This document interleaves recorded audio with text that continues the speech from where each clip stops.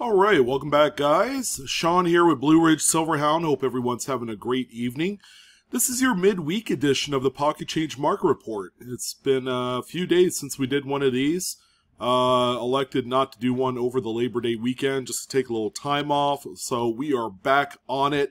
This one is for, of course, September 7, 2022, as you can see right there on screen. So we're going to take a look at some of the errors and varieties that have sold on eBay just within the last 24 hours. I actually did a little bit abbreviated Pocket Change Market Report. We have 26 coins to talk about today. One thing that you're going to find with every single coin on the list is that they are all raw. Nothing's graded. Of course, you guys know my stance on grading some of these errors and varieties. It's just really not needed. It's a very expensive process with really no proven, windfall at the end. It really doesn't work out that way with these coins because they sell themselves. That's the good thing. Now, where exactly are people finding these? All right, I get that question all the time, and it's going to be by going through good old basic pocket change. You just never know where some of these are going to be uncovered. Coin roll hunting, searching through mint-sewn bags, especially some of the more older ones, you could identify these as well. But also, the act of cherry-picking your local coin shop or coin show is also going to be beneficial to be able to add one of these to your collection or flip and resell as long as you could get them for a cheap price. Oftentimes, dealers, they really don't care about a lot of these coins that you're going to see today, but they do have a tremendous market on eBay, and that's why I love talking about it, because you guys need to know that these coins exist. They do have value. Sure, probably a coin dealer won't pick these up for their own reasons, but, just to let you know that they do have a strong secondary market that you can take advantage of online.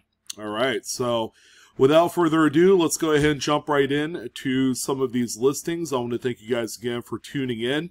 And don't forget to like, share, and subscribe to today's video and channel if you haven't done so already. All right. So I love talking about lots. Okay, they represent a real opportunity to buy in bulk. So when you buy in bulk, you can get each piece at a much cheaper price. So we have a lot of 14 off-center struck Jefferson Nickels. This is actually a very cool little lot right here. Now, my personal feelings on buying bulk type of lots is that you could buy them and turn around and sell them individually. Okay, you could always do that, but you got to make sure that you're not overpaying. And this is where some of the research is going to kind of come into play. You want to be able to do the research before you go and commit to something like this.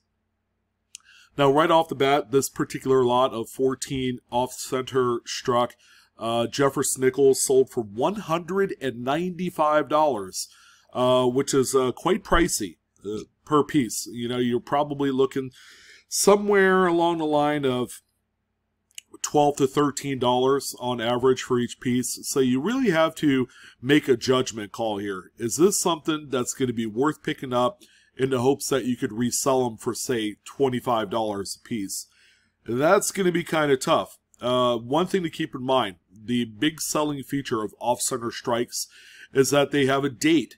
None of these nickels have dates on them. All right, so while you have true off-center strikes, you even have some what they call uniface. That's where another planchet was overlapped on top of that coin during the strike, and that's why the back is blank on them. These really don't sell for that kind of money where you could say, yeah, I'm gonna go ahead and take this and double my money. You could certainly try, but the market is such that that folks, collectors, they really don't want to pay anything tremendous for these. I think $10 to $15 has been kind of the average price. I think with this particular lot, there is more opportunity just selling it in bulk because we understand that these are kind of like the lower end of the totem pole of off-center strikes. And as long as it has no readable date, they're not going to be nearly regarded by collectors because of that.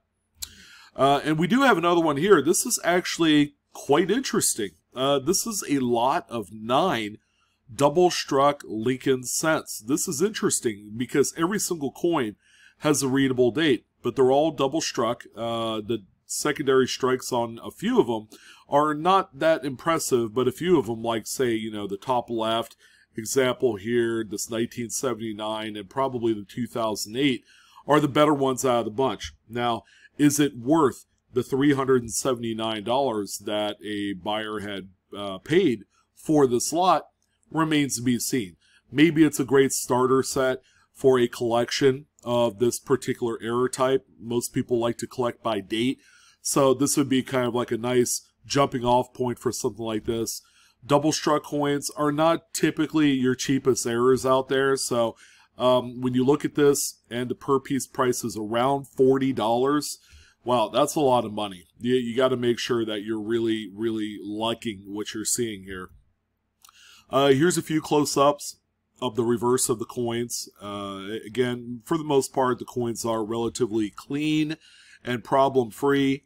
But yeah, a few of them are not very spectacular. And again, a judgment call is made here. You know, is it worth picking up? You're gonna be in it for around $40 a coin. So trying to double up on this is going to be a tall order. It's just not readily seen on, especially the copper-coated zinc double strikes. So make sure you're aware of that. Do your homework before you commit to buy this lot. It's quite pricey. All right, so we're getting back to some singular coins here. We got a 1967 Lincoln Memorial set with a standard little clip, one clip, and the seller did a good job notating the Blakesley effect, which is a flattening of the opposite side of that clip. The coin is not spectacular. It has some staining, some carbon spotting on both sides of the coin. But if you need this example for a date collection, it is a little bit more tough than your average clipped Lincoln set. But yeah, this is a really easy sale. $4.10 is where this one ended up as. While to some people it might be seen as a waste, just to let you know, they do command a few dollars out there. 400 times face of anything is generally pretty good, you know. So you take the small ones with the big sales, and they all go into one pot, and then you know, just kind of contributes to that bottom line. And the same goes here for this 68. Again, you can see that curved clip there at the bottom there, around 7 o'clock position, with the Blakesley effect up top. This one also sold for $4.10 by the same seller. So for all you half-dollar roll hunters out here, here's a good one here. We have a 1972D and an 82P candy half-dollar pairing. Sold as 2 on this one. And, you know, we recognize that there's a pretty nice variety here, and that's the missing FG initials on the reverse. So you can see here in this area where the FG for Frank Gasparo would naturally be on both coins was over-polished at one point. Roll hunters that are going through just massive amounts of half dollars, they overlook things like this because all they care about is the silver. But believe it or not, these coins are as good as finding silver. As a matter of fact, it's better because the market embraces these coins for what they are. The 2 coins that you see here sold for $26.15, and that's with 10 total bids organically contributed to this amount of money. So when you look at, you know, the optics here, I mean, selling these 2 coins is like obtaining 4 90% silver half dollars. I mean, that's a pretty good feeling. Sell these, go ahead and buy yourself some more silver. Can't be easier. All right, quick little update on one of the marquee finds of 2021. We have the Washington crossing the Delaware quarter with the crown die chip right on top of George Washington's head. Now, these come in different sizes. This one right here is more of the medium type. That is the die chip right there. So a piece of the die had fallen off and it produced this glob on top of Washington's head. This particular example is in pretty nice shape, and it ended up selling for $47.88, and that's with 8 bids. On to a nickel here, 1945D. This is, of course, as you know, a silver wartime composition, which is 35% silver and manganese. Very popular, very well collected coin. But also, maybe you guys didn't know that there's quite a few varieties within the short little 5-year series. Here's one right here. This is actually a repunch mint mark, as notated by these arrows provided by the seller. Very nice, beautiful looking repunched mint mark. This is RPM number 10, by the way. And this coin sold for $19.75, which is a really, really good sale. Now here's one I haven't seen, and strangely enough, the coin is a few years away from being new. All right, this is a 2019 P Roosevelt Dime. The coin looks smaller, and rightfully so. It does look smaller. This is actually another clip, but of a different type. This is referred to as an elliptical clip. So as opposed to a curved clip where it curves into the coin, an elliptical clip is more of a kind of crescent moon style of clip, where some of that material had been clipped out during the punch out process of all the planchets. This particular coin right here is nothing that you would normally see on a daily basis. It's a very, very scarce date. Elliptical clips, by all accounts, are much more scarce errors compared to some of the other types. This particular coin ended up selling for a cool $50 bill. I couldn't be any more excited to talk about this one today. Now, Buffalo nickels represent a really good area of cherry picking for a number of reasons. You know, the overall dates themselves can be cherry pickable. The dates get worn off to the point where you barely see some numbers on there, but identifying, say, a 25S or a 26S can take a standard nickel that you have purchased for maybe $1, $2 and turn it into like $20 to $50 just like that. But there's also a myriad of varieties and errors to look for as well, like this one here. This is a 1918S Buffalo nickel that was struck on what we call a defective planchet.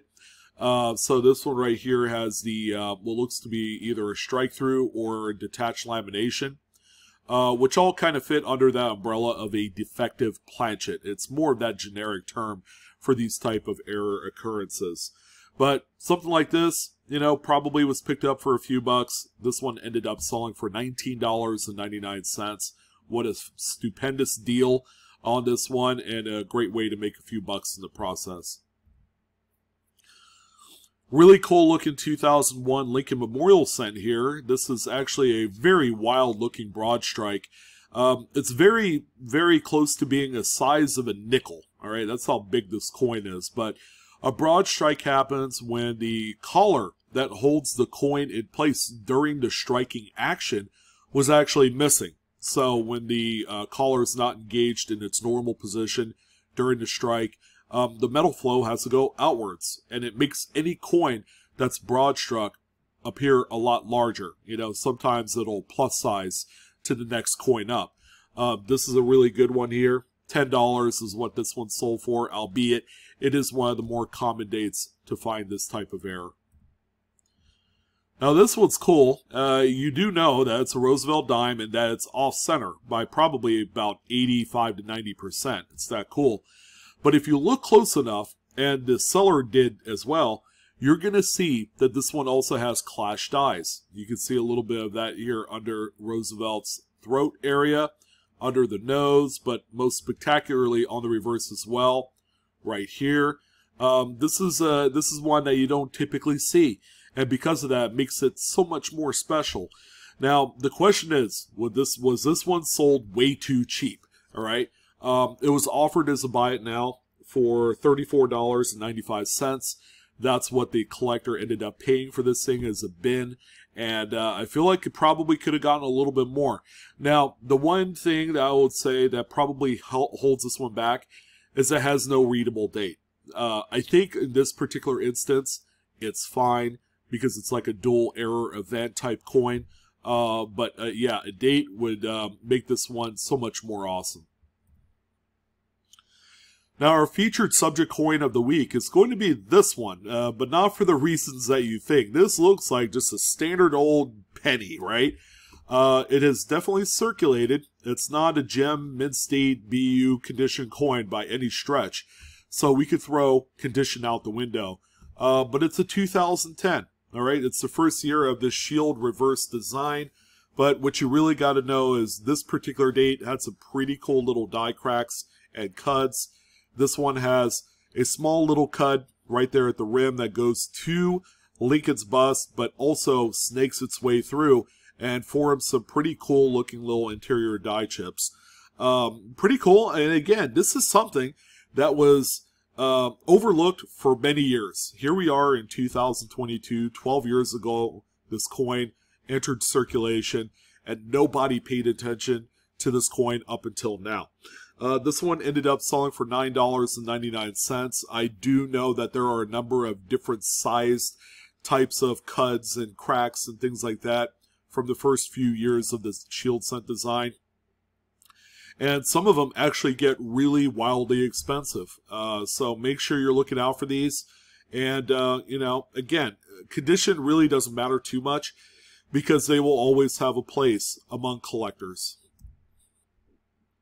Here's a quick little update. This is actually a very good sale here of a 2013 B, that's the district, Star Note. As you guys know, the 2013 B Star Notes are all duplicate prints. They were printed at both the Washington, D.C. BEP facility, but also in Fort Worth. Here's a caveat. The D.C. prints were all the way back in 2013. The Fort Worth printings occurred in 2017, so there's a 4-year spread. So what makes these things so special? Well, it's real simple.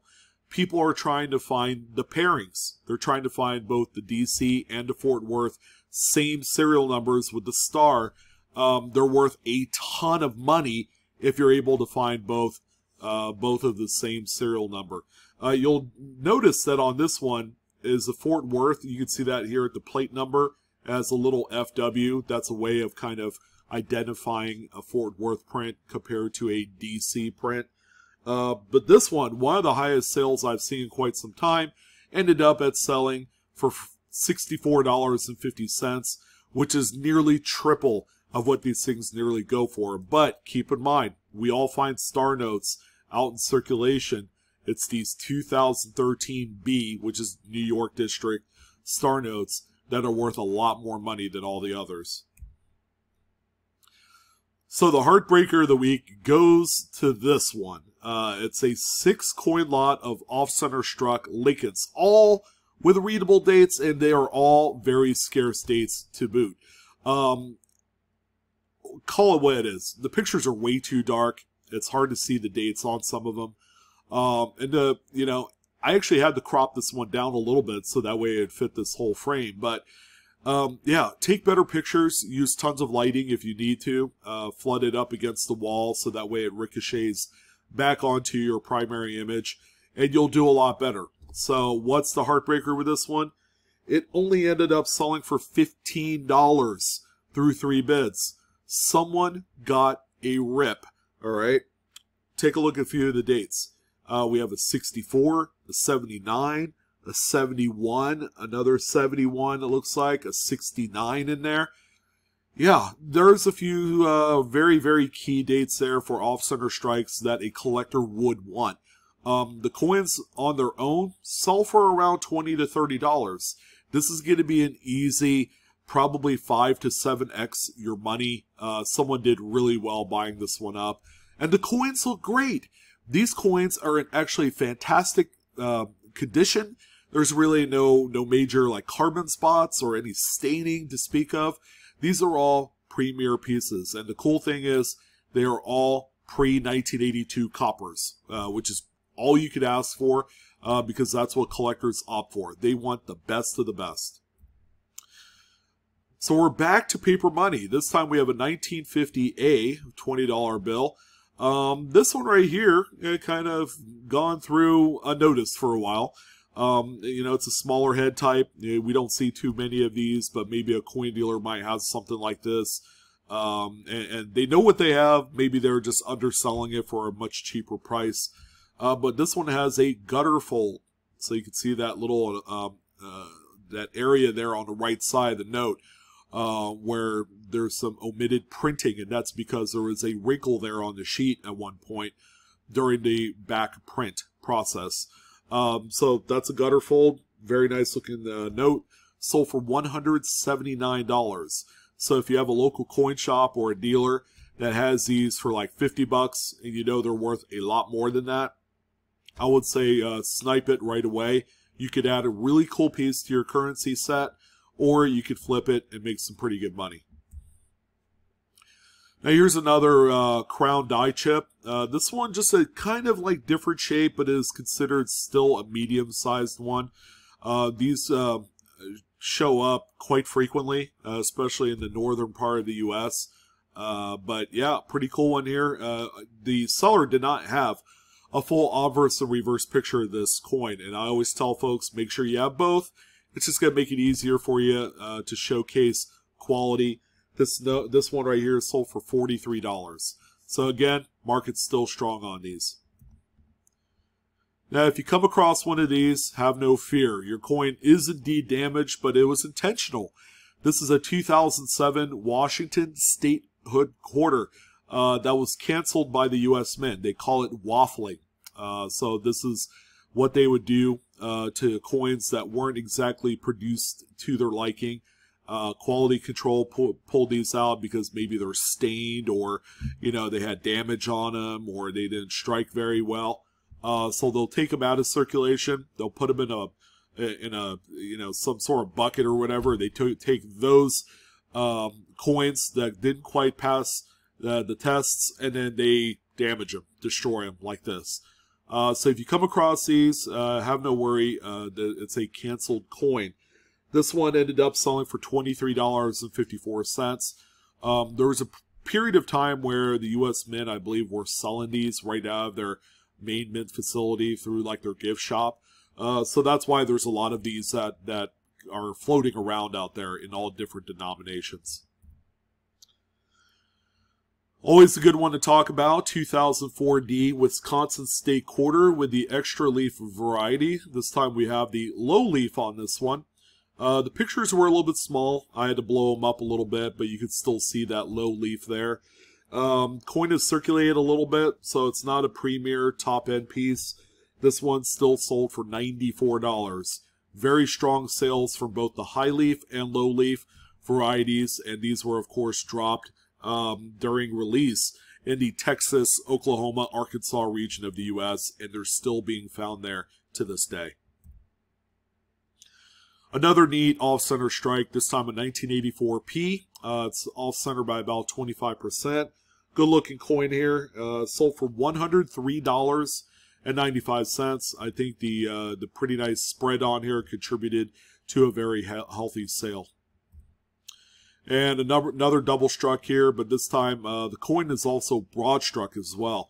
You can see that the overall coin is a little bit larger, probably close to the size of a nickel. But you can see the secondary strike is about 80% off center. Yeah, pretty cool one right here. And sold for $125. The pictures are fantastic on this one. That was probably one of the main factors in why this one sold for so much. Pretty basic 1978 Roosevelt Dime. This time it's a uncentered broad strike. So this one, as you can tell, looks off-center because it is a little bit. But again, another tough date for someone collecting into the date set of these. This one ended up selling for $19.95. Now, this one is quite minor, but it had a very surprising ending sale price. This is a 1993 D Lincoln Memorial set. The coin is in pretty nice shape, for its age. But you'll notice a little bit of weakness here on the left side. All right, a little bit of strike through. Could be a little bit of grease that was on the dies at that point. And so when it struck this coin, it left some area there that's either weakly struck or non-existent at all. So you really have to have an eye for detail. These have been thrown back quite frequently. But after this one, especially, selling for $19.75, you might want to pay closer attention to these. And then, by the way, that's with 12 bids. There were a number of people very interested in this coin. Now, man, this one's rough, but again, we have to highlight it because, you know, we talk about coins that exhibit some pretty cool varieties. Again, this is another one. You guys know this as the Wounded Eagle reverse. And, yeah, the coin is pretty rough. This thing has been around the block. It's been through many soda machines, vending machines, you name it. This one was generally unloved, but some collector did enjoy it because it is the Wounded Eagle. It's got that die gouge that you see right there that gets its namesake. It's a consummate cherry picker's guide variety. Everybody's looking for these because they're hot, easy money. This particular coin ended up, you're never going to believe this, $83.66. Even with all of the gunk and staining on this one, it's not pretty, but boy, I would trade this one in for $80 all day long. Pretty nice one here. Very well worn. Uncentered broad struck Indian head cent, 1895. You just never know where these are going to pop up. Probably some dealer has it for like $20. You never know. I've seen every scenario possible of these coins, but pretty cool one here. Always a collector for these, and this one sold for $69.96 with 9 bids. And don't forget about this one. These are all circulating all around. They could be in your barista's cash drawer. It could be at the bank. You just never know. It could be in your kid's piggy bank. 2021 Jefferson Nickel is notorious for rotated die errors. This is a great way of photographing this coin in a 2x2 holder. This one is rotated by about 50 degrees per the seller, and this one sold for $26 with 4 bids. And the final coin that we're going to talk about in this week's PCMR has got to be this one here. 1916D Mercury Dime is, of course, just a fantastic key date, all right? And that's the cherry pick here. Finding one of these like in an old album or something that's been passed down to you, it represents a pretty nice payday. And these things are quite valuable even in low condition and even cleaned, details, damaged shape. This particular example has been cleaned harshly. So even with the cleaning, not all is lost. It's still a wildly valuable coin. This particular example sold for $1,015.57. Again, always keep an eye out for these. You just never know where you're going to come across them. And you're either going to be free or very cheap. All right. I've cherry picked a few of these myself with great results and have made quite a decent amount of money flipping them on the secondary market. But that's going to go ahead and do it for this one, guys. Hopefully this video gives you a little bit of inspiration to go out there and find some of your own treasure like these folks did. I'm your host, Sean, with BlueRidgeSilverhound. Don't forget to like, share, and subscribe as always. Coinaholics, we are discovering together each and every single day. Have fun in the hobby, and it will give to you in kind. So that's going to go ahead and do it. Have a great day. Happy hunting, and I'll see you next time.